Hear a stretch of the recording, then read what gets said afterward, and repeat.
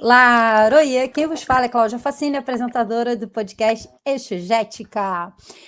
Hoje estou conversando com uma pessoa que estou há muito tempo, hoje foi pego no laço, porque ele nunca podia, nunca dava, tudo acontecia, mas hoje eu estou com ele, que na sua vida civil, ele é jornalista, é um homo orixá Jagum, não é isso? É um babalaô de Facubano. Vou conversar com o babalaô Fábio. Oiê, com Berdurá, o Borubá e o Boxixé. E Burubão, Xixi, Claudinha. Tudo Quem bem, que é babá? Ganju, né? A Ganju, eu falei o quê? Isso. Eu acho que foi Hã? Jagum, eu acho. Eita, viajei. Me perdoa, me perdoa, me perdoa. Me perdoa. Eu não sei como, mas Então, é mas Ganju. de vez em quando os vacilos acontecem e Isso é eu sou a normal. rainha. Só que eu não tento consertar mais, não. Agora vai embora. Vambora. Pessoal, hoje a gente vai conversar sobre diálogo interreligioso, né? Que é um desafio para essa acolhida dessas diferenças. E Berdurá tá envolvido nesse meio, está inserido, sempre levantando essa bandeira, tentando abrir esse espaço, essas conversas, essa dinâmica. A gente vai tentar entender um pouquinho como funciona isso, como é que acontece isso. E não posso deixar de falar, né, que eu tenho que falar do meu patrocinador, que afinal é meu patrocinador. Pessoal, aproveitando que está chegando o Natal, vai lá no Instagram, né, ou no site da Urban Flowers para vocês verem a coleção de sapatos, de acessórios, que são todos veganos, sustentáveis. Né? Vamos alinhar o nosso pensamento aí, já que a gente fala de religião de matriz afro, que a gente cultua a natureza.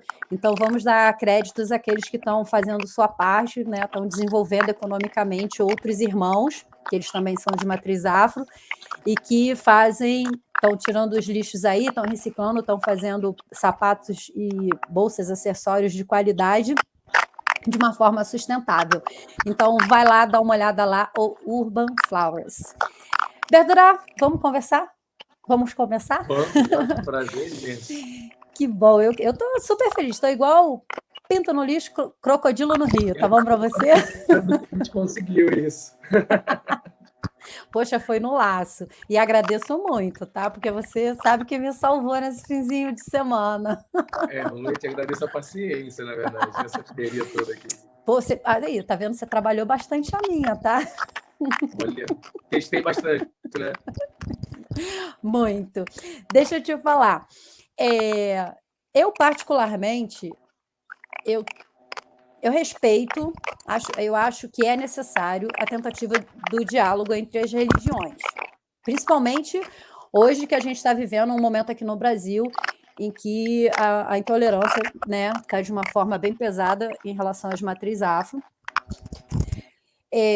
Eu acho que isso é um pontapé. Ponto. Mas tem umas ressalvas, eu tenho umas. São coisas pessoais, eu fico assim um pouco melindrada nessa questão. E aí, o professor Faustino Teixeira, ele tem um escrito que eu acho muito interessante, que eu até separei aqui para falar certinho, não inventar, que ele diz: em todos os continentes surgiram conflitos étnicos, nacionais ou sociais, onde a religião desempenhou um papel fatídico. E aí, eu penso nisso, assim, não tem como separar política, religião, cultura, né? Porque não tem nem como dizer que um é consequência do outro, porque eles se atravessam, eles se apoiam, né, em alguns determinados momentos, enfim. E aí eu te pergunto assim, você, um homem de Infá, um homem que vive religião de matriz afro, que vive uma religiosidade independente de qual delas, e que está nesse meio, assim, claro, se você está é porque você acredita, mas a minha pergunta é, o que realmente te faz pulsar para estar nesse meio, sabe? O que te faz pulsar, o que de fato tu fala assim, não, isso aqui vale a pena eu estar aqui, isso aqui existir, essa possibilidade desse diálogo. Olha, é uma pergunta muito importante, porque eu só comecei, na verdade, a adentrar esse mundo de diálogo interreligioso depois que eu entrei no mundo de Fá. E aí eu sigo, na verdade, uma máxima que tem no do Ogum da Mente, que ele diz que da discussão se saca a luz. E aí a gente entra nisso que o Faustino falou, de fato, que é necessário essa guerra, esse embate, essa luta de opiniões, de cultura, de crenças, que tragam, na verdade, a origem de cada um, o sentido de vida de cada um, para que a gente compreenda dentro de uma luta, dentro de uma guerra, que de fato é o que acontece dentro do diálogo, que quem vem colocar o diálogo como algo maravilhoso, como algo, né, no estilo Walt Disney da vida, né, que eles, o pessoal desenha muito isso. Romantizando, né? Romanticismo muito, muito, muito. E aí quem vem fazer isso, na verdade, é porque não compreende o que está alicerçando o motivo. Então, o motivo de toda essa luta é o motivo da discussão. É o motivo realmente de uma posição, é o motivo de conquistar um território, de conquistar uma liberdade, de conquistar realmente a sobrevivência, muitas das vezes dentro de locais que não seria nem possível, como no Brasil. Se a gente for parar para entender essa questão de por que a gente motiva a gente, na verdade, não é nada com relação a simplesmente a paz e o amor que as pessoas devem ter um pelos outros, mas sim o respeito que eu tenho de poder, de fato, não só cultuar, mas também propagar aquilo que eu tenho como verdade. Então, acho que a base desse diálogo, para mim, na verdade, o que me motiva a isso é realmente o poder estar dentro de uma discussão sadia, que eu sei que vai gerar uma evolução de alguma forma. Então, você. Porque, assim, eu acredito que dentro desses diálogos, dentro desse meio, né, a maior parte das pessoas que estão envolvidas são pessoas de orientações judaico-cristãs. Estou errada? O maior Não, número.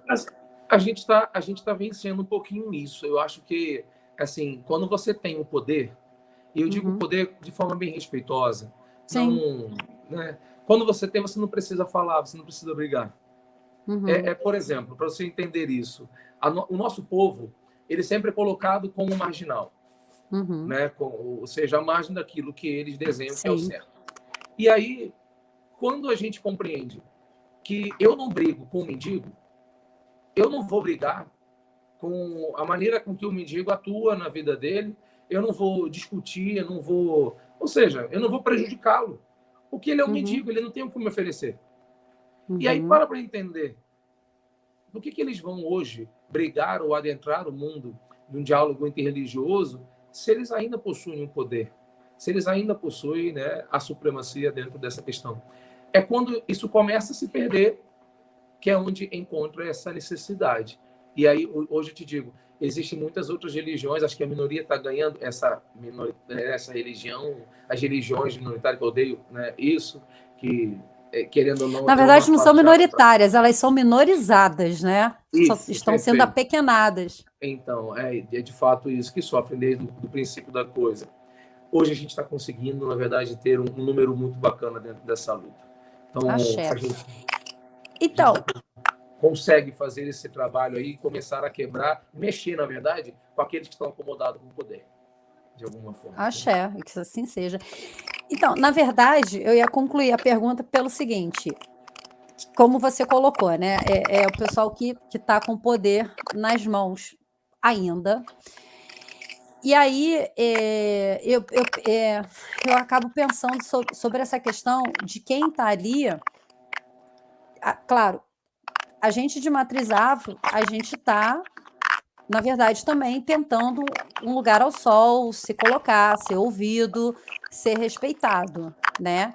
E esse pessoal que chama para conversa e que aceita uma conversa, a minha pergunta é: você acha que eles rola uma apologia, aquela colocação ainda, né? A gente está aqui, está conversando, mas a minha verdade prevalece? Você vê isso ou esse diálogo ele está mais aberto? Olha, eu vou lhe Eu sei que é uma responder. pergunta, uma batata quente, né? Uma pergunta. Não, não é não. Sabe o que não é? Eu gosto muito de conversar sobre isso, porque eu sou livre, eu sou independente. Eu sou um sacerdote de afro-cubano. Então, só quem pode, na verdade, falar algo diferente do que eu penso é o meu maior, por exemplo, são meus maiores, porque eu tenho respeito para com eles. Fora Uhum, isso, eu não tenho nenhuma questão que me aprisione. uhum, Então, quando a gente conversa sobre essa situação, a gente entende que, por exemplo, eu faço parte de um grupo que para mim é assim é muito especial, que é a Expo Religião. É muito uhum. especial de Sim, fato. Para mim é um trabalho muito bem feito e um trabalho de resistência muito grande, mas que tem uma estrutura católica, tem uma estrutura, tem a gente não te digo uma estrutura católica, vamos dizer, tem por trás disso um alicerce, uma estrutura que se não sim. tivesse também não estaria acontecendo, tá? Se não tivesse, se eles não dessem um apoio a esse diálogo, não estaria acontecendo. É muito complicado a gente até dizer isso, porque a gente sabe que não é só querer falar a verdade, não é só querer gerar, por exemplo, uma discussão em prol de uma evolução, não é só querer o bem do outro. Existem vários outros fatores. Então, querendo ou não, quando a igreja começa a compreender que não é mais número o importante, não é mais a quantidade de fiéis, porque já está se perdendo isso, já está se dividindo isso, a gente começa a mudar essa conversação. E aí a gente começa a lidar com o ser humano como ser humano, e não como número para credibilizar ainda mais minha instituição. Então, eu acho que a Igreja Católica tem passado muito por isso, até mesmo na questão do atual Papa, né, nessa questão de humanizar mais a coisa, de trazer, Sim. de respeitar mais a visão, né, o ponto de vista de outras crenças, de outras sociedades, outras culturas, ou seja, eu acho que está acontecendo muito isso. Então, a sua pergunta ela é crucial para esse momento, porque acontece realmente isso, a gente não tem como fugir dessa realidade. Então, vou continuar no pensamento do professor Faustino. Ele diz que o diálogo interreligioso baseia-se na consciência viva do valor da alteridade e da riqueza da diversidade.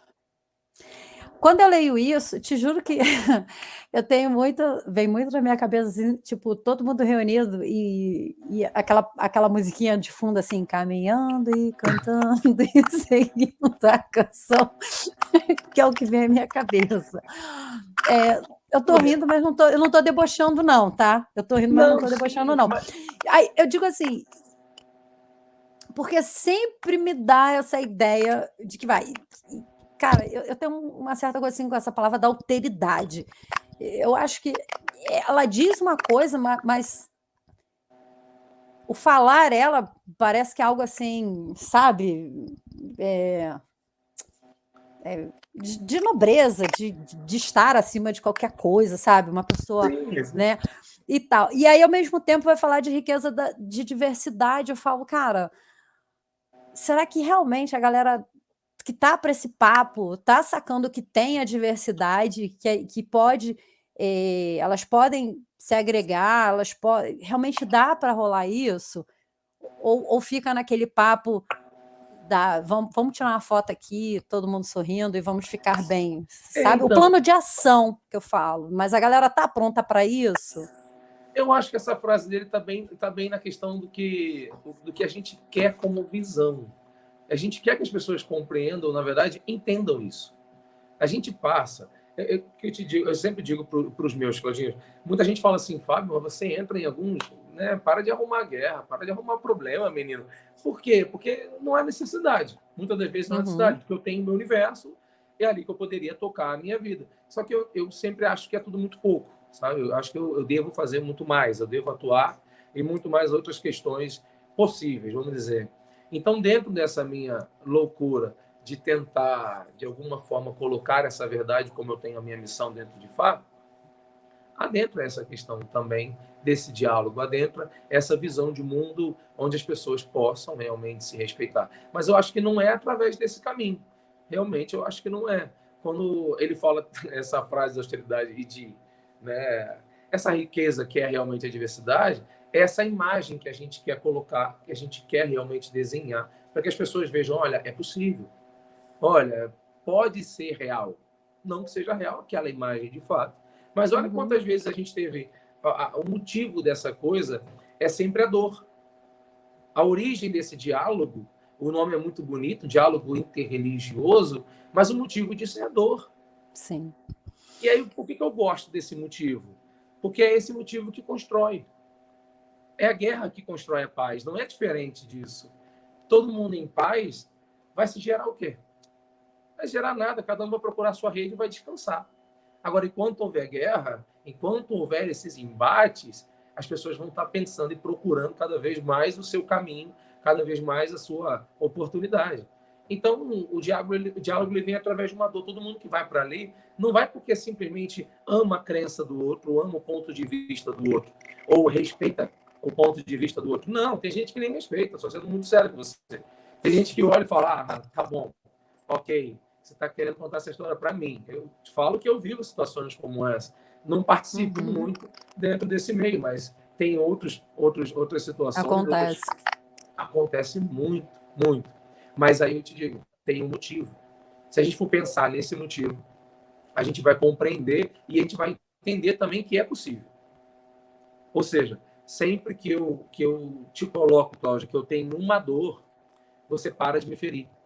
Porque você compreende que aquilo me faz mal. Mas eu estou dizendo quando eu estou colocando uma situação para uma pessoa que vai respeitar a outra. Agora, como é que eu falo isso para uma instituição? Como é que eu falo que, por exemplo, vamos brincar aqui, mas como é que a Pepsi vai falar para a Coca-Cola que ela não gosta, ou a Coca-Cola está fazendo mal a ela, está diminuindo a venda dela? A Coca-Cola vai falar o que para ela? Dá seu jeito, meu filho. Assim como eu cheguei aqui, você também pode chegar. Então, as instituições religiosas, elas estão trabalhando muito em cima disso. Eu te falo isso porque dentro do meu mundo, né, afro-religioso, já acontece isso. A nossa história já é essa. Mas eu respeito essa história de guerra, por exemplo, das casas, dos sacerdotes um com o outro, quem é melhor, quem deixa de ser, quem é isso, quem é aquilo.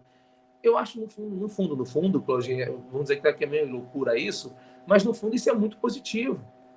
Porque, no fundo, faz com que aquela pessoa estude mais, se aprofunde mais, busque compreender mais a sua filosofia, a sua religião, sua liturgia, que seja, para ser melhor do que o outro. Porque, no fundo, a gente tem uma máxima de Fá que diz que todo ser humano é lobo do próprio ser humano, ou seja, todo homem é lobo do próprio homem. Então, você está guerreando com quem? Eu não estou guerreando com árvore. Eu não estou guerreando com cachorro, com animal, com outro tipo de animal. Eu estou lutando a minha vida com o ser humano. Então, se tem ali somente um local, um cargo, uma posição, ela vai ser de quem? Entende? O motivo é esse. O motivo é, eu também quero falar, eu também tenho uma verdade, eu também tenho aqui uma sabedoria, não é só você, ou não são só vocês que têm, né, a verdade, que seja. A luta do diálogo interreligioso é esse motivo, na verdade, que está fazendo fluir vários grupos de diálogos interreligiosos por aí. O motivo não é a paz, não é o respeito, não é o amor, não é simplesmente isso. Porque, no fundo, eu vou amar os meus, você continua amando os seus, e a gente vai ser feliz respeitando que cada um ama o seu. Porque eu não vou passar, dentro de um diálogo religioso, eu não vou passar a amar a sua crença. Eu não vou passar a adorar o seu Deus. Quer dizer, ninguém está ali para converter um ao outro, né? A Ninguém, de questão forma não é nenhuma. essa. De forma nenhuma. Então, vai haver e vai continuar existindo sempre essa separação, sempre, né, essa guerra. Isso vai continuar sempre, com diálogo ou sem diálogo.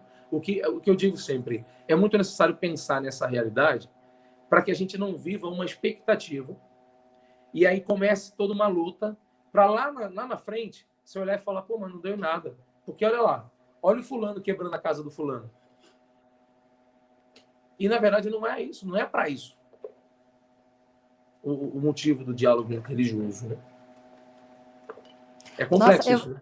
Muito. Não, e detalhe, você falando aí, te juro que fiz uma autoanálise e agora eu me senti a mulher mais romântica da face da Terra. Por quê?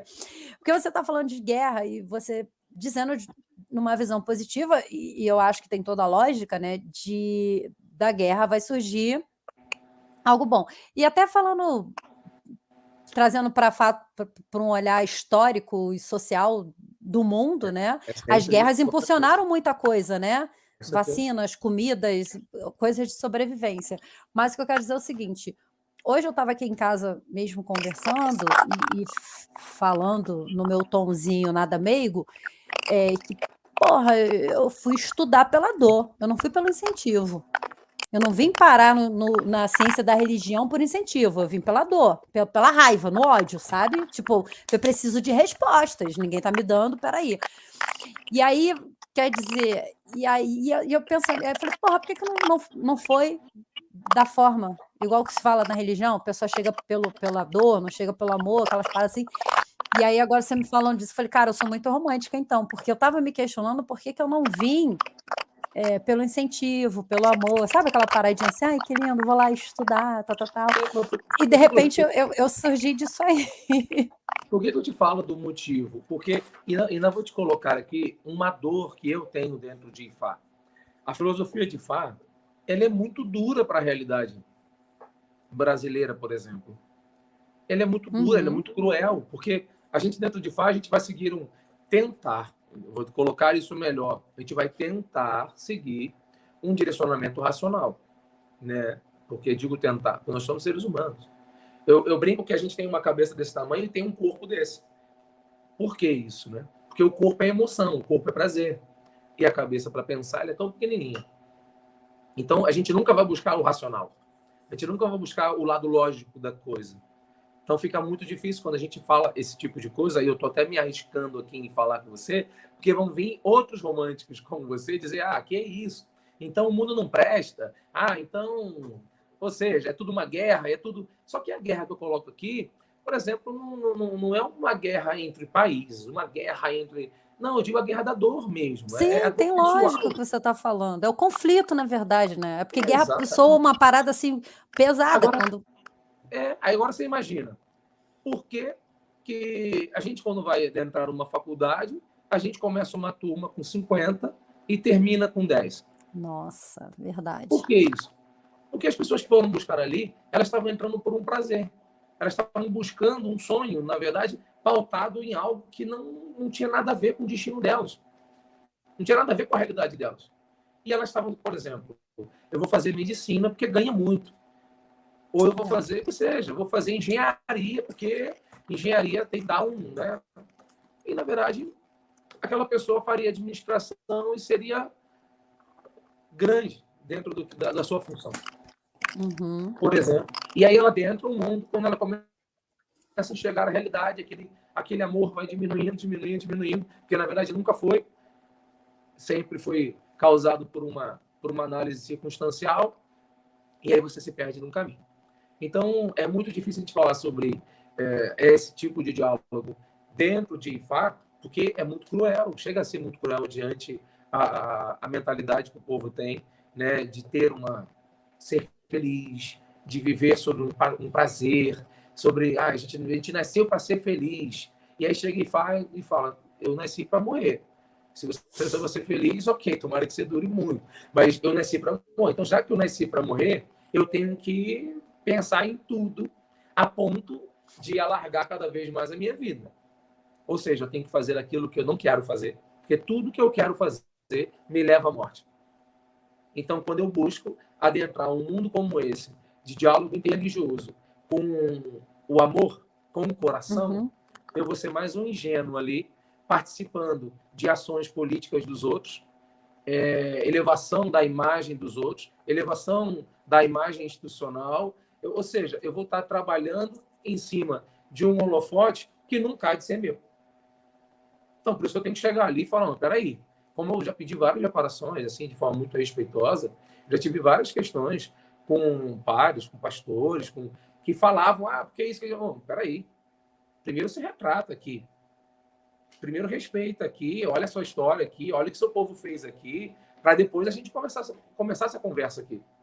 Porque dizer que agora a gente tem que se respeitar, se amar e se abraçar, é ótimo, perfeito. E os meus? que eu faço com os meus? Os que antecederam, né? Ah, peraí. Aí é muito fácil fazer isso. Eu tenho uma religião toda pautada no sincretismo religioso, pode quê? Por causa do amor?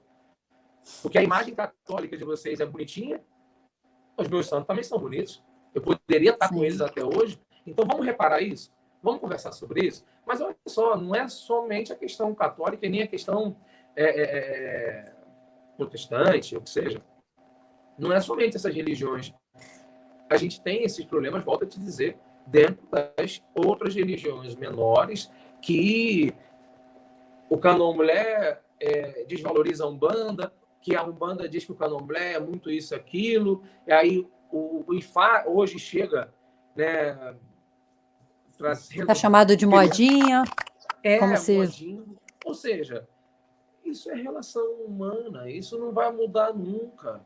A gente vai se respeitar? Vai. Quando a gente vai se respeitar? Quando houverem leis, aí a gente entra em outro tipo de assunto, que na verdade te obriga a me respeitar.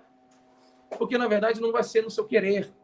Não é prazeroso para você permitir que eu faça o meu e possa tirar da sua religião alguns integrantes. E aí a gente entra também em outros assuntos que Sim, sejam sim. comerciais, que sejam financeiros, ou seja, tudo.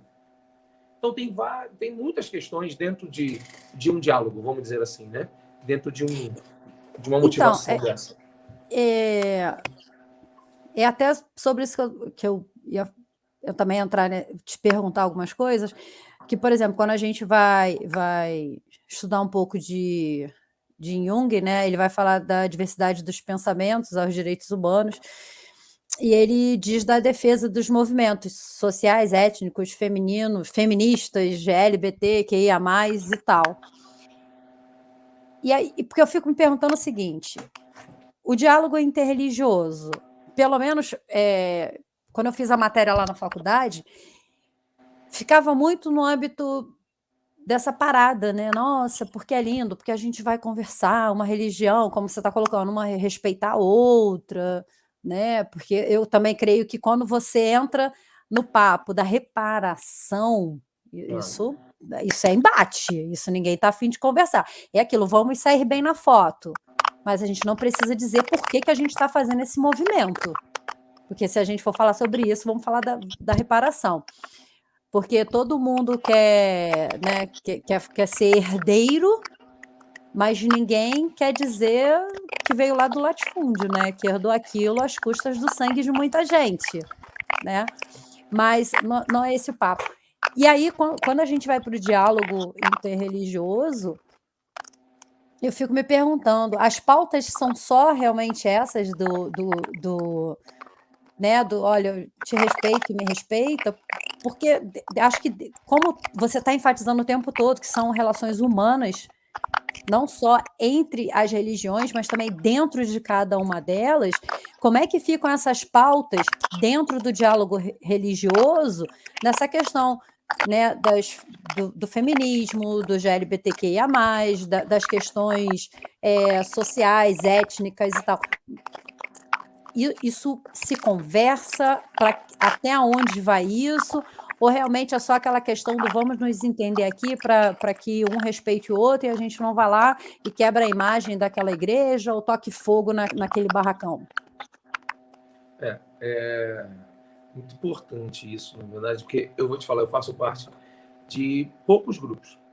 E dentro desses grupos, a gente não está preocupado na parte, vamos dizer, no proselitismo da coisa. A gente nem sequer permite isso. Só que isso é Axé. intrínseco, é normal. Desde o momento em que eu gero conhecimento, eu faço com que a pessoa possa gostar ou possa adentrar o meu mundo, vamos dizer assim. Então, eu coloquei aqui, com todo respeito, eu coloco o grupo Expo Religião, que eu tenho realmente um carinho muito grande, e tenho hoje, faço parte de um que a gente, não é um diálogo, é o colóquio, que a gente chama, que é um outro grupo. Mas, na verdade, qual é a grande questão disso aqui? A grande questão é cada um na sua, cada um respeita o outro, como é a obrigação de todo ser humano, cada um coloca o seu conhecimento, a sua sabedoria, expõe, na verdade, a sua sabedoria. E ok, pronto, a gente está expondo o que a gente sabe, expondo o que a gente conhece, ou a visão da nossa filosofia, dentro do mesmo local. Isso é um fato, isso é o que acontece. O que vem por trás disso daqui, aí engloba muitas coisas. Porque está lidando com líderes, a gente está lidando realmente com pessoas que têm a responsabilidade, o comprometimento de adentrar exatamente essa conversação social, ou seja, toda essa questão que você está colocando como LGBTQIA+, ou seja, tudo isso é muito complexo quando a gente fala de religião. Porque a minha filosofia tem uma visão sobre isso. A filosofia católica tem outra. Ou seja, quando a gente traz isso para dentro de um diálogo interreligioso, a gente destrói tudo. Isso não quer dizer que a gente não fale sobre isso, mas a gente fala no tópico específico. Quando a gente está falando de religião, é religião. Quando a gente está falando da questão racial, quando a gente está falando de toda essa reparação, isso já carrega, já precisa que venha para um outro patamar de conversa, para que não haja, na verdade, destruição dessa crença, ou destruição dessa história aqui. Então, isso tem que haver muito respeito dentro disso, e tem que haver uma flexibilidade muito grande para lidar com tudo isso. Por que eu estou dizendo isso, Claudinha? Porque eu não vou nunca fugir desses embates.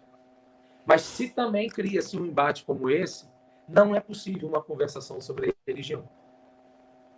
Entende? Porque as pessoas, por exemplo, eu vou colocar a minha dor. Dentro de Ifá, as pessoas dizem assim: Ifá é para os homens. Só o homem pode ser babalaô, dentro do Ifá africano, né?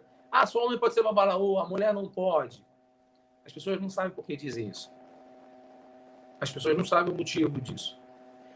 E aí, ao mesmo tempo, imagina se a gente quiser, nessa realidade que a gente está vivendo, cobrar o porquê da Igreja Católica de ter somente padre.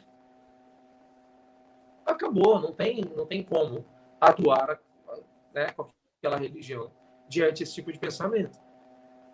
Então, por exemplo, eu já passei por situações assim: mas você é um branco falando sobre uma filosofia preta. O que você faz com isso, Claudinha? Você vai parar de falar? Você vai parar de lutar? Ninguém procura a sua ancestralidade? Ninguém busca sequer, eles pedem tanto reparação, por exemplo, e não pensam que isso também é uma reparação? Ou posso carregar comigo o motivo de estar lutando por um povo que eu acredito ser o mais sábio da humanidade? Aí é uma questão minha, né, bem pessoal? Ou seja, isso é normal, vai acontecer. E aí, quando vier buscar a minha cor, por exemplo, e não aquilo que eu tenho como dedicação de vida, vai completamente descredibilizar tudo que eu falo, penso, faço, ou seja, vai descredibilizar a minha religião como um todo. Então, cada assunto ele tem que estar dividido. Não tem como a gente falar sobre tudo dentro do mesmo local. E estou dizendo isso porque não é hipocrisia. E eu sou o primeiro a falar sobre hipocrisia, que eu adoro falar sobre isso, e vejo, quando eu vejo, eu já coloco na roupa, não, isso aí não quero fazer parte. Mas, assim, isso, na verdade, eu acho que é uma sabedoria muito grande. Porque se a gente for juntar tudo, de fato, não vai. Por isso que, no Odu chamado Obeyon, a gente teve que separar cada povo, brincando com você, mas é esse fato. Para que cada um tivesse ali a sua sabedoria, realmente, a sua liberdade, ou seja, bem assegurada. Quando você falou da... Lá vai, Matheus, tem que cortar esse tempo, porque tu foi falar do Beona e eu perdi o raciocínio. Eu ia pegar um gancho no que tu falou aí. Mas eu esqueci. Caraca! Era um gancho numa fala que você falou. Eu falei, caraca, é sobre isso. Bom, Matheus, corta esse pedaço aí. Me perdi no que você estava falando. Mas vamos em frente. Peraí, o que você falou, gente? Eu tenho que voltar nesse gancho aí. Eu não podia ter colocado bem on, vou te destruir. Não, você me desconcentrou total Não, que você teve uma fala assim que eu tive um insight, falei, cara, eu vou nisso aqui. Que você falando das pautas, das reparações. O que aconteceu? Pô, vamos em frente nisso aí. Ok. Bom, tá, aí eu volto a dizer, acho importante essa questão de dialogar, de tentar uma conversa, né, e de chamar e até assim, de também é uma oportunidade de mostrar. Mas eu penso o seguinte, nesses movimentos geralmente são os líderes, né, são os sacerdotes que vão a esses movimentos. Agora, é a pergunta que não quer calar. Você acha que realmente são multiplicadores que quando eles voltam para os seus templos, seus espaços, de que multiplicam esse diálogo? É Olha, achismo, você eu quer me não quero que você colocar? me dê certeza. Não, eu não quero te botar em condição, Não, coisa não. Eu estou te perguntando assim, porque não é só dialogar, não basta a gente pegar, botar 100 mil sacerdotes trocando ideia sobre isso. Porra, se depois o cara vai voltar lá pro. Lembrei do gancho. O cara vai voltar lá pro espaço dele e não vai falar pros seus, sabe? Ó, peraí, ó, segura aí, cara, porque não é por aí. mas assim, além de falar com os seus, também tem uma preocupação de o que ele faz para que tenha manutenção, né? Como é que é a Uhum, manutenção dele diante aquele diálogo feito. A gente, por exemplo, eu participo de muitas questões fora o diálogo, fora a internet, fora, por exemplo, eu criei grandes amizades com outros líderes e aí axé. cria-se ações, né? Ações Uhum, para beneficiar, talvez até mesmo aqueles assuntos que nós colocamos aqui, aqueles campos que são muito importantes, a gente cria por fora essas ações, a gente consegue de alguma forma contribuir com essas ações diante do que a gente tem como crença. Aí fica difícil, na verdade, a gente entender essa propagação, porque o importante não é você propagar diante dos seus.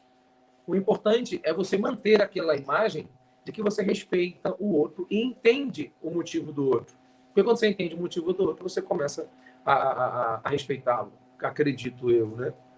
Porque vem a questão da sabedoria.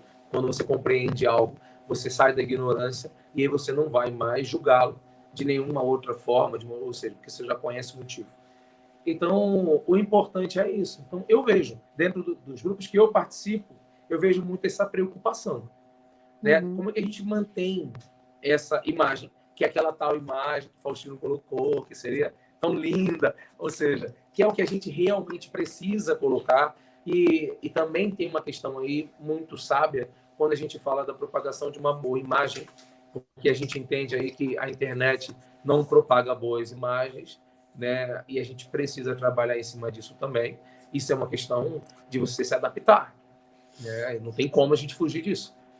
Essa adaptação é crucial. Então, desde o momento que você cria essa imagem, e aí sim, você mantém fora os holofotes, aí aquilo realmente tem credibilidade, aquilo realmente é real. E eu te digo, eu participo dos grupos que eu acredito serem reais por causa disso, entende? Axé. E eu penso também que essa questão, o dialogar é uma forma até de ninguém morrer. De morrer, que eu digo, porque se a gente não dialogar, se a gente não avançar em nada, não tem nem por que a gente praticar algo, né? Se você está dentro da sua religião e você não consegue avançar fora do teu espaço geográfico ali, seu espaço físico, né, de que serve? Se a gente fala, principalmente a gente que está ligado a uma religião que vem de uma filosofia de que nós somos extensão de natureza, né? Ela não está para nos servir, enfim. E como diz Exu, a questão da troca. Se eu não consigo, vou até usar uma palavra que eu acho linda, isso aí eu aprendi com o Baba Márcio, a transbordabilidade. Se eu não consigo transbordar, sabe o que que a gente faz? Mas pensar, e é bonito, né? Como disse você, o diálogo interreligioso. Mas eu acho que a gente pode ir um pouco mais além, porque eu acho que esse diálogo também é uma forma de um conhecer o outro, né? E aquilo Sim. que eu conheço a princípio, eu começo a respeitar. Por exemplo, eu sou uma mulher de matriz africana, mas eu sou apaixonada, assim, pelo islamismo. Eu acho a construção, a filosofia, eu acho incrível. E não fico assim chocada, tipo, ai, fulano hoje se converteu ao islamismo. Cara, porque é bonito, é encantador, né? É todo em cima de uma filosofia. Mas vou voltar pro gancho que você falando de um homem branco, falando de matriz afro e tal, né? O Cortella, Mário Sérgio Cortella, ele é cientista da religião. E ele fala sempre sobre essa questão, né? Que quando vem esses embates que as pessoas falam, por exemplo, a gente, como pessoa branca dentro de uma religião afro, na verdade, a gente fala sobre. A gente tem a consciência de falar sobre, a gente não fala de, É isso. né? Que é diferente de quem fundou, quem é preto, quem é descendente, eles vão falar de. Nós vamos falar sobre. E também, dá licença, sabe? Às vezes eu acho que a gente falar sobre, acho que muitas vezes tem muita gente lutando muito mais do que alguns, do que os que poderiam falar de, que teriam a propriedade, que teriam. Né? Então, essa questão também do lugar de fala para se militar, para se fazer, é também uma parada que a gente tem que trazer para questionamento, para reflexão, até onde. Que é uma Porque não questão adianta você ser de e não se mover. é uma questão bem natural, porque quando você já você não precisa, você na verdade não precisa. Você já coloca uma condição, você se condiciona a não necessitar se aprofundar e estudar e fazer, para você propagar aquilo. Você já é. Ponto. Agora, quando você não você quer falar sobre aquilo, aí sim. Aí você tem uma preocupação. Isso é que eu estou te falando. A dor evolui. A dor te coloca, te constrói. A dor, ela te desenvolve de uma forma gigantesca. Desde o momento que você tem a necessidade, você sente com você, e eu digo isso, eu acredito muito ser espiritual isso, você tem a necessidade de propagar aquilo, de falar sobre aquilo é real para você, você confia naquilo, você acredita realmente, mas você não é. E aí você tem essa necessidade por si só. Você não se condiciona a ficar numa zona de conforto, onde você fala, quer falar sobre isso? Eu estou aqui. Não, não. Eu quero entrar lá, eu quero abrir a porta lá, eu quero brigar com o outro lá para falar, olha, tem gente lá, assim, assim, assim, que me ensinou isso, isso, isso, isso, isso, que vocês beberam dessa fonte assim, assim, assado, e vocês não estão dando crédito. Não é para mim. O crédito não é para o Fábio e como ele durar por eu ser um babalaô de uma matriz africana. Não. O crédito tem que ser para eles lá, que é originário, que me possibilitaram estar falando sobre isso agora. Então tem o seu valor e essa condição, na verdade, é o que eu estou dizendo, faz com que você busque cada vez mais, faz com que você esteja apto para estar em meio a esse grupo e você fala, eu estou aqui para guerrear com vocês, eu estou aqui para lutar com vocês. Então, isso estou dizendo que é natural porque quando você você se acomoda. Por exemplo, você chega a um patamar na sua empresa onde você é o CEO da empresa, dali você só cai. Porque para cima você não vai mais. Então, quando você acha que é só o momento de você cair. É Então, não, eu estou. Dependendo do que eu fale, dependendo do que eu faça, eu me mantenho. Não entende isso? Aí a gente consegue realmente dar continuidade a todo um trabalho. Aí tem um respeito, aí tem uma dedicação, aí tem realmente uma contribuição sua que muitas das vezes é um sacrifício imenso para que você construa a tua história a partir da tua verdade. O Rubens Alves ele fala muito sobre isso, né, na questão da religião, que ela é muito um horizonte. Um horizonte literalmente, porque você vai para um determinado local, você segue a linha do horizonte, mas cada vez que você tenta chegar próximo dela, é como se ela se afastasse e você continua, ou seja, é um processo inacabado da religião, que você mergulha, mergulha, né, ou nada, nada, nada, de encontro àquilo e aquilo vai sempre se afastando. Eu gosto de Rubens Alves, adoro. Era protestante, mas eu gosto dele.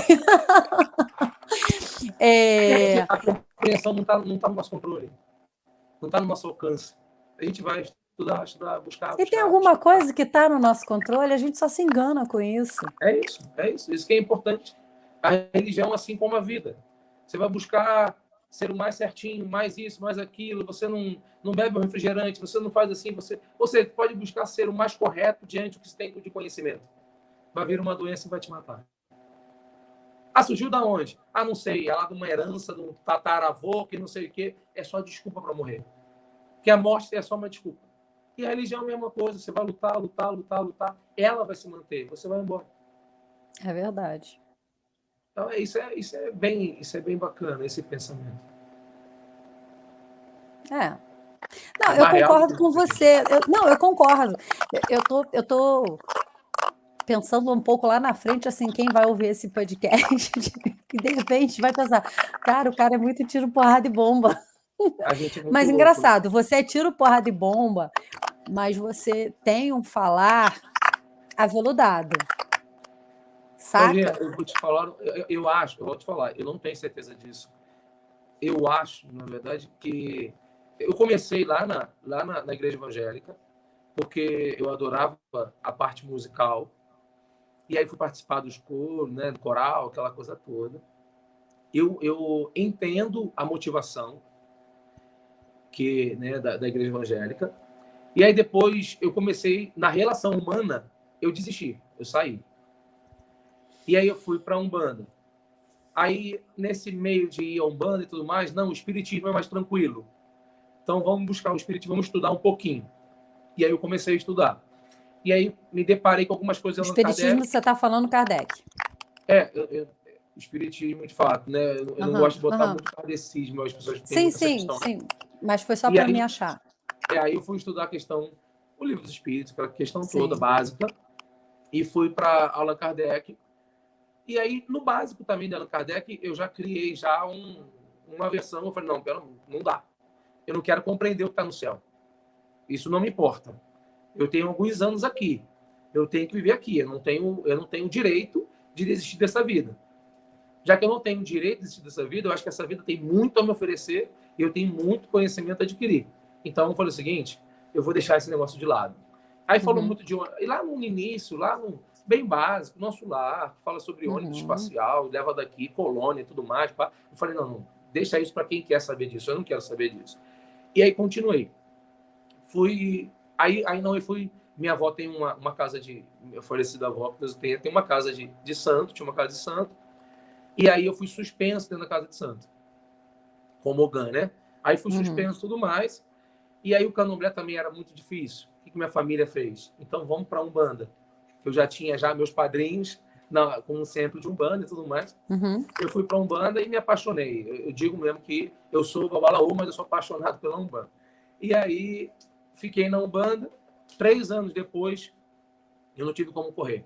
Eu adentrei o mundo do candomblé. E aí fui para a consagração como pejigã, né? E aí segui aquele caminho. Mas aí tinha essa ânsia de conhecimento. Tinha essa coisa que não é só isso. Eu não quero saber sobre os outros. Eu não quero saber sobre o mundo. Eu quero saber sobre mim. Eu estou vindo buscar uma informação aqui sobre o que os outros pensam dos outros. Ou seja, a maneira como você deve agir, deve pensar, ou seja, eu parei e falei, não, eu tenho que saber sobre a minha pessoa. E aí, por uma questão que eu não sei te explicar, dentro de uma casa de candomblé, uma mulher, né, virou para mim e falou assim, você tem tudo a ver com o Ifá. E você já tinha ouvido falar? Não tinha ouvido falar nada disso. Ah, não, tinha ouvido falar, mas no sentido de dentro do candomblé, como Ifá buzo, como um jogo de buzo. Ah, ok. Não tinha nada com Ifá que eu pratico. E aí, eu fui no Ifá, fiz o jogo e tudo mais. Aí compreendi que era o meu caminho. Falei, não, agora sim, agora Isso em que de fato. década? Não, isso tem somente 10, 12 anos. Somente 12 anos. Então, aí eu comecei a buscar, de fato, esse caminho que eu falei, peraí, agora eu estou me compreendendo, agora eu estou me conhecendo. Que é isso que falta muito para a gente compreender as questões que a gente vive no dia a dia. Se você não tiver esse conhecimento, aí estou te falando, e não é nem proselitismo, meio de falar Ifá, é isso e aquilo, Não, IFA não vai te gerar uma informação que é uma filosofia, uma visão de um outro para com você. Ele vai buscar, na verdade, a tua identidade, o teu DNA para com o mundo. E aí é onde eu começo a falar aqui daquilo que eu sinto. Volto a te dizer, hoje existe política de cancelamento, política de... Ou seja, o pessoal cria muitas coisas. Só que ninguém vindo me matar, ninguém vindo tirar aquilo que Deus me possibilitou. Não tem como você parar hoje e querer ser um político em situações tão cruciais, que é, por exemplo, uma informação sobre religião. Sim. Então, quando eu passo essa calma, eu não sei te explicar o motivo, eu brinco muito que eu acho que é Oxum, mas é porque vem de dentro de mim. Vem, na verdade, porque eu busquei para a minha vida. Quem me conhece sabe que eu não busquei o sacerdócio, eu não busquei ser babalaô. Eu virava para o meu padrinho, né, que é o nosso sacerdote de Fá, eu virava meu padrinho e falava, padrinho, eu não quero ter a sua vida. E meu padrinho, se não é um dos maiores babalaôs do Brasil, que eu acho que é o. Ou seja, mas eu falava para ele, eu repeti várias vezes para ele. E aí, na sua conversa com o Alex, eu achei muito bacana isso, que o Alex falou isso, a gente paga com a própria língua, né? O sacerdote... Foi, ele usou essas palavras. Lembrei disso agora. E é verdade, a gente paga porque cada um tem sua missão.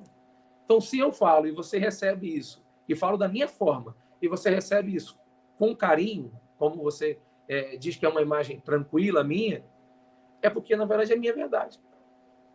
Não estou botando pingos nos is, não estou acrescentando nada, não estou... Eu estou te colocando o que eu vejo.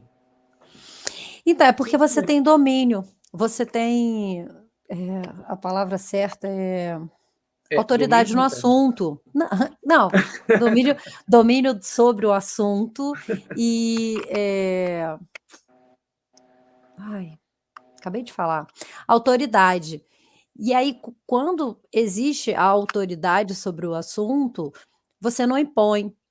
Mas, ao mesmo tempo que você usa um vocabulário, quando você vai falar de guerras, de embate, que está pronto para morrer, que é uma visão muito ogunística, sabe? Você vem trazendo isso, mas você traz, olha só, você traz isso de uma forma simplificada, muito clara. Então, assim, não dá aquela coisa de, pô, peraí, o que ele tá falando, sabe? Não dá o... Como é que eu vou te falar? Choque, né? O choque, não dá o choque. Mas sabe por quê? Isso aí eu posso explicar bem. E aí, quando eu falo isso, as pessoas falam, mas isso é uma fragilidade. Eu tenho umas situações comigo que eu falo assim, eu dependo de você. Eu falo para um amigo meu, eu dependo de você. Eu falo para um afilhado meu, eu falo amigo, porque para mim afilhado é um amigo. Sim. Eu dependo de você. Se fosse para eu viver sozinho, talvez tivesse me colocado em algum outro planeta, se existe alguma outra vida, o que seja. Seria o Pequeno Príncipe. Um ser único num planeta. Exato. Eu não tenho isso comigo. Eu falo para as pessoas, eu dependo de você. Ah, mas dependência, a gente não depende de ninguém, porque tem gente que tem essas revoltas pessoais, né? Que não sabe lidar com algumas dores, ou não quer lidar com algumas dores. Não depende de ninguém, ninguém paga as minhas contas, ninguém isso, ninguém aquilo. E aí eu falo, meu Deus, essa pessoa está com tanto sofrimento e tanta dor com ela, que ela está se desfazendo daquilo que é o mais importante para ela. Nossa, você postou isso essa semana. E aí você me chamou de coach, foi essa? Não. Isso aí. Não, brincadeira, eu lembrei agora da mensagem.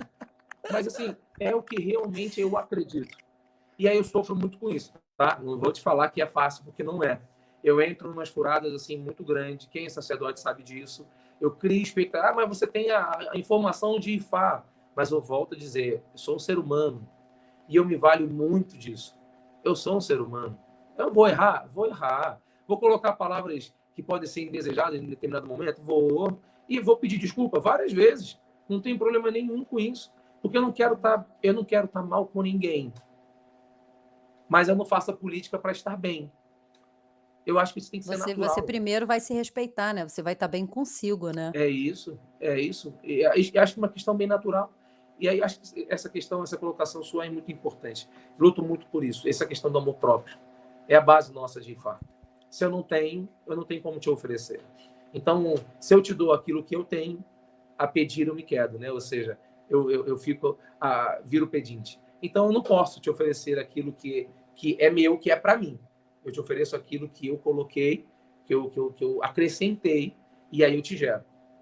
Ou seja, isso é muito complicado nos dias de hoje, porque a gente cai em umas questões bem complexas, que é a ausência de si que as pessoas vivem.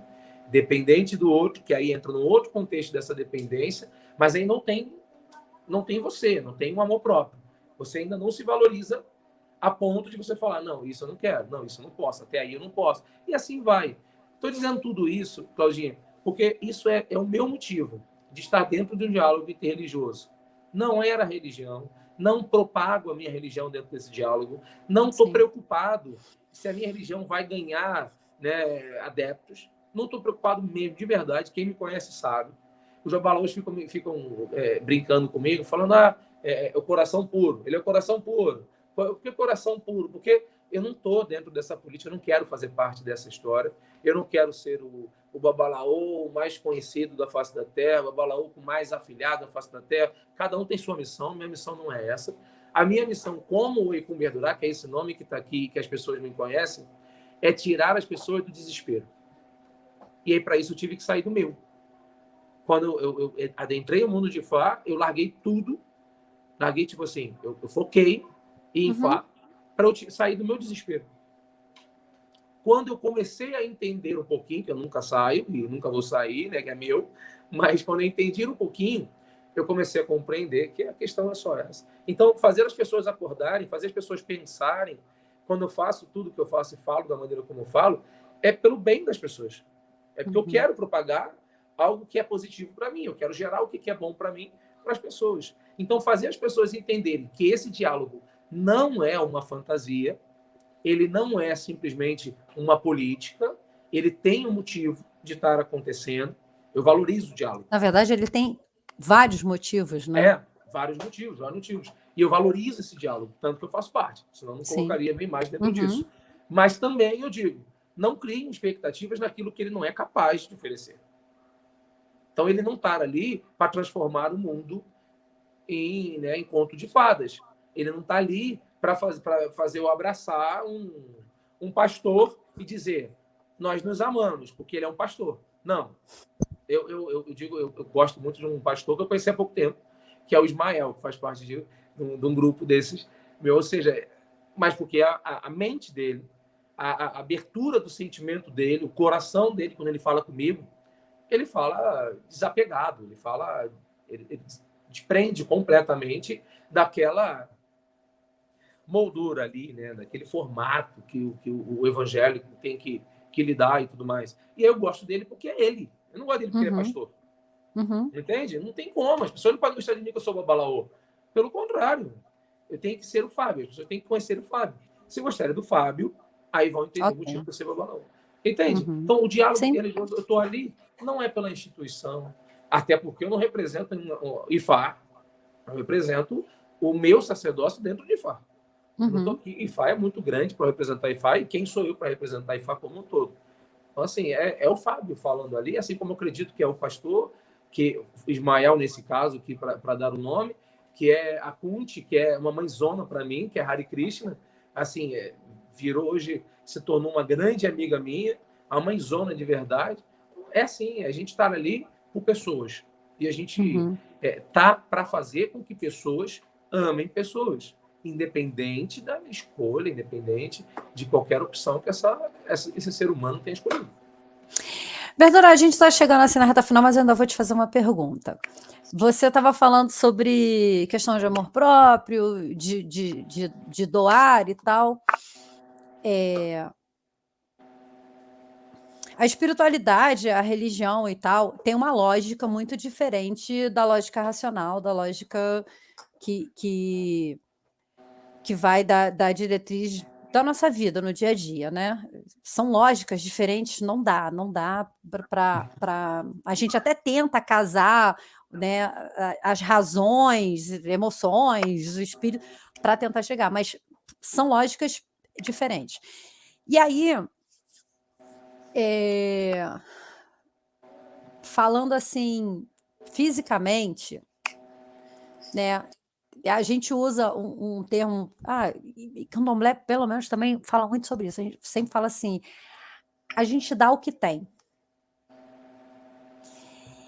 Mas assim, ok, a gente dá o que tem toda uma lógica, e se levar isso para o campo material é verdade, porque se você não tem como dar, ok e tal.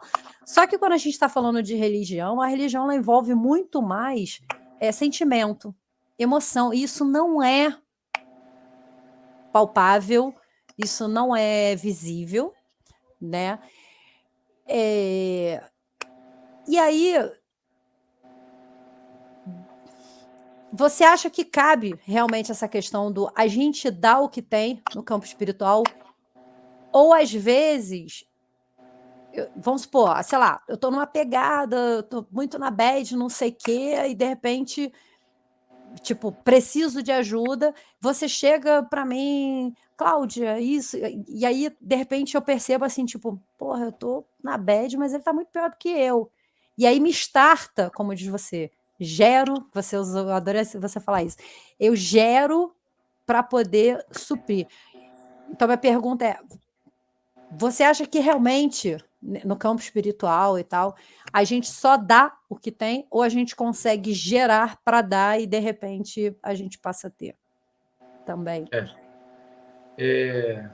São duas questões, né? Uma dar o que tem, eu já me paraliso, né? É o que eu tenho, parei ali. Gerar para oferecer, aí já entra o motivo, que é o contexto, na verdade, de ter uma, que a gente fala dentro de Ifá, que é você sempre buscar a sua utilidade divina. Você não está aqui por você. Você não está aqui para você. É Então, um se coletivo, você... né? Oi? É um coletivo. É sempre coletivo. Então, quem pede aos seus para si, não tem o mérito de ter. Isso é muito difícil, isso é muito cruel, né? Porque as pessoas buscam a religião para resolver os seus próprios problemas. Mas se o seu problema não oferece também solução aos seus, ou não oferece benefícios aos seus, você não tem merecimento.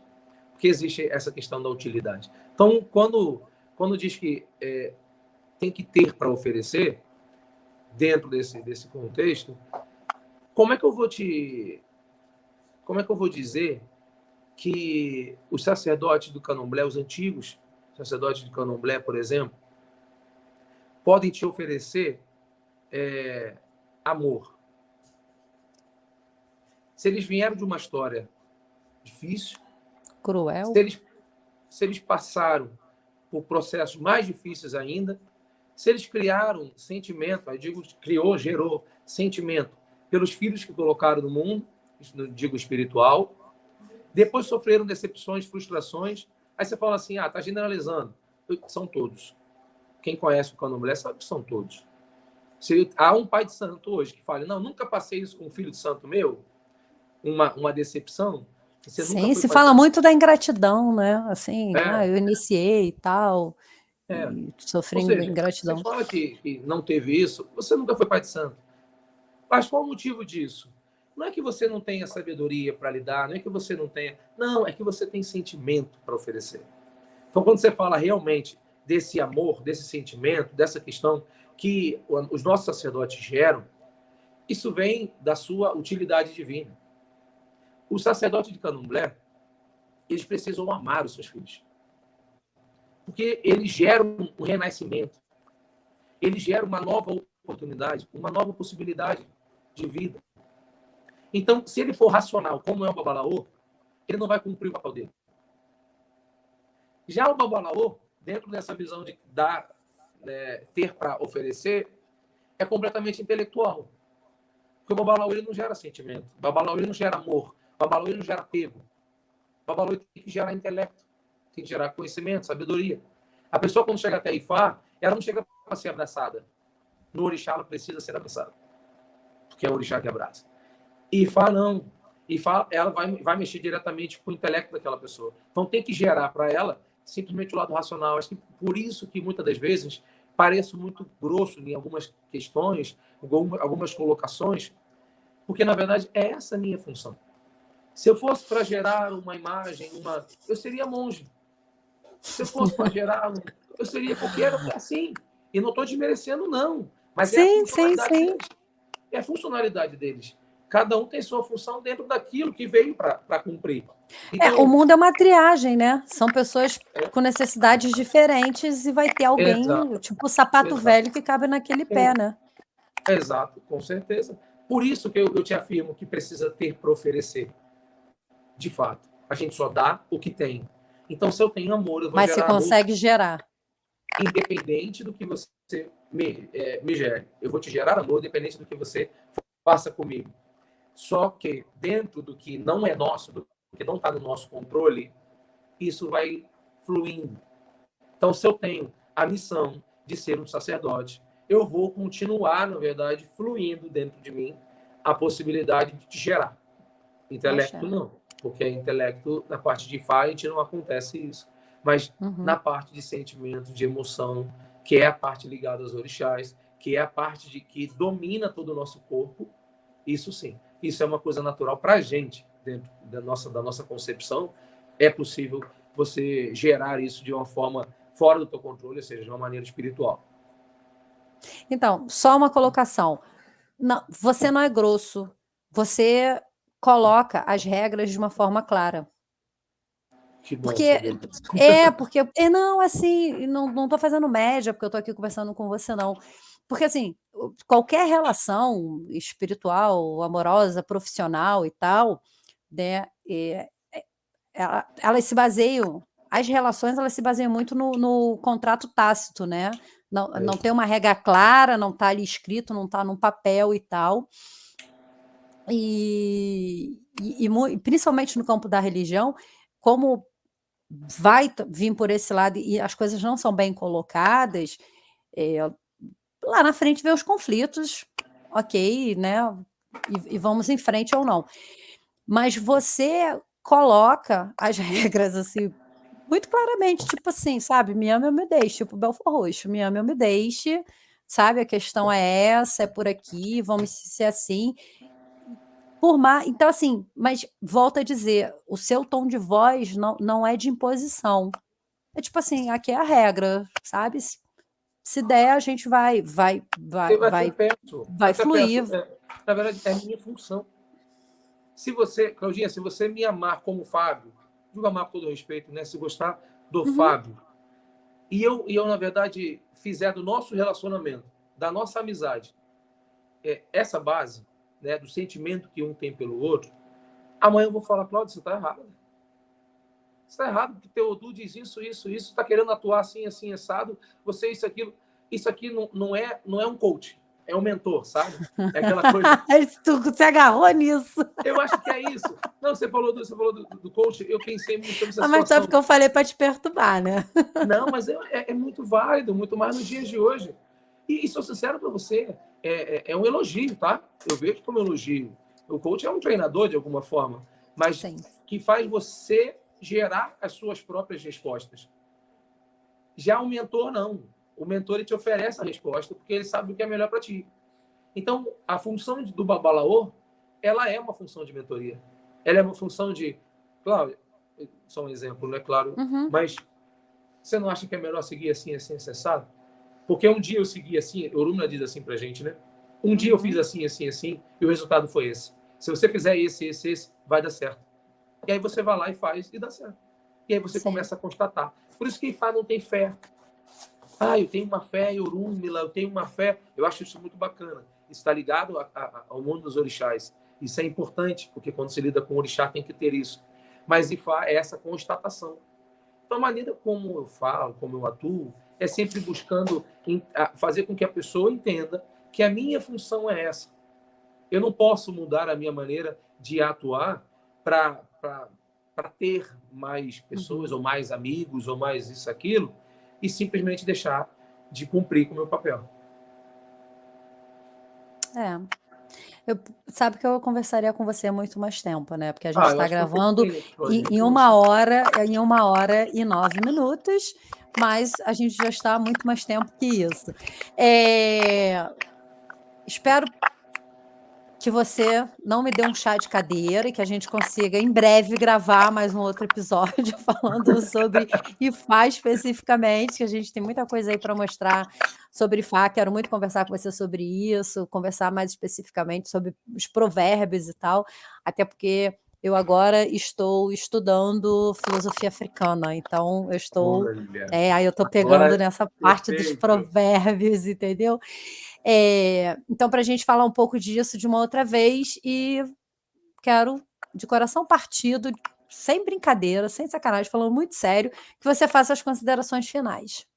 Ah, poxa, foi pouco tempo realmente, hein? Ficaria muito mais tempo aqui conversando. É maravilhoso. E aí você coloca Bom. realmente a coisa de uma forma muito tranquila. Isso é muito bom, isso é muito.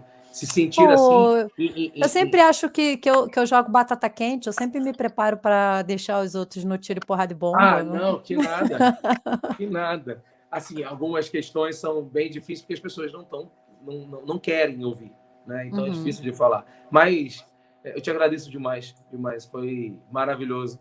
Eu estava aqui já ansioso por esse momento, porque a gente não estava conseguindo conciliar realmente os horários. Uhum. Mas já te deixo claro que a gente vai dar continuidade a isso. Quero mandar um abraço aqui grande para os meus grupos de diálogo interreligioso. Acho que é Achei. muito necessário que a gente pense mais sobre isso, a gente fale mais sobre isso. E peço, na verdade, encarecidamente, é, um sacrifício que os nossos sacerdotes façam para que a gente construa mais e mais grupos de diálogo. É muito necessário conviver, a gente é obrigado a conviver com quem a gente não deseja. A gente é obrigado a conviver no mundo que a gente não deseja. Eu brinco muito, eu falei, ninguém mandou nascer no Brasil, eu não pedi para nascer no Brasil. Mas por quê? Então eu tenho que amar isso aqui, eu faço tudo por isso aqui, porque foi aqui que Deus me colocou. Mas é exatamente isso. Pensar que é necessário conviver com aqueles que a gente não compreende, aqueles que a gente não consegue entender, porque é ali que vai mostrar uma fragilidade nossa. É ali que está uma limitação nossa. Não é nos nossos iguais, né? Infelizmente não é. Não é convivendo com a nossa família que a gente vai compreender o mundo lá fora. É quando a gente vai para fora, é quando a gente vai lidar com os outros, quando vai lidar realmente com quem a gente muitas das vezes não gostaria de lidar. Mas ali você vai começar a entender que você também tem partes que o outro não gostaria. E o outro está com você ali, ele é obrigado também a conviver com você. Então, quando começa a entender que todos nós temos nossas limitações, a coisa fica muito mais fácil. E temos as motivações. E eu quero deixar uma coisa muito clara para você, Claudinha, numa questão de diálogo interreligioso, onde eu te falo que Fá não é religião. E as pessoas já ficam assim, meu Deus, tudo mais. Não é uma religião. E eu compreendo que as pessoas só buscam a religião ou só buscam o seu próprio Deus porque elas fogem daquilo que elas não querem viver. Então, quando a gente busca uma igreja, busca um Deus, a gente está fugindo do diabo. Quando a gente busca o Lofen, é porque a gente está fugindo de qualquer outra negatividade. Quando a gente está adentro... Então, assim, nada disso é maior do que a relação com outro ser humano. Nenhuma fé é maior do que a relação com outro ser humano. A árvore nos gera oxigênio, mas ela não nos gera emprego, não nos gera dinheiro, não gera... A não ser quem trabalhe com árvore, né? Mas eu digo, Uhum. nós viemos para ficar dependente de um ser humano e, por isso, amar um outro ser humano é sábio. É sábio. Compreender a limitação de outro ser humano é sábio. Então, obrigado mais uma vez por essa oportunidade, viu, Claudinha? Eu que agradeço imensamente, foi muito bom, ficaria horas e horas e horas conversando. Deixo claro para quem está ouvindo a gente que a gente está gravando isso num domingo de noite, né? Mas foi maravilhoso trocar ideia com você. Eu gosto das ideias que a gente vai trocando, até pelos seus stories lá, das suas colocações. Estou muito feliz, muito grata mesmo de ter conversado com você. Quero muito conversar com você sobre Fá, né? Até para mostrar para os outros essa visão, essa cultura. Espero que realmente a gente consiga. Não Desejo conseguiremos. muito que o Ossan renove seu ar, sabe, suas forças, né? Que finque seus pés como raízes, que faça você florir, que faça você frutificar, sabe, em abundância, e quando chegar aqueles tempos de outono, que você também consiga entender seu ciclo, se recolher, e que se não florir, se não frutificar, que pelo menos você seja sombra para quem precisa, né, que eu acho Eu acho essa metáfora, eu sempre uso para todo mundo, porque é assim que eu me sinto, é assim que eu me vejo, e eu espero que realmente você possa fazer isso, que eu bata lá, possa estar sempre esticando o paninho branco dele sobre você para te aliviar aí do sol dos dias mais pesados, mais quentes, sabe, que todos os orixás estejam com você. E vamos que vamos, peço sua bênção e a gente vai. E para quem ficou com a gente aqui até o final, peço sempre que Exu possa resfriar os nossos caminhos e fazer com que a gente se encontre no próximo episódio, gente. Beijo, beijo, até a próxima. Michael, e até a Espera próxima. aí.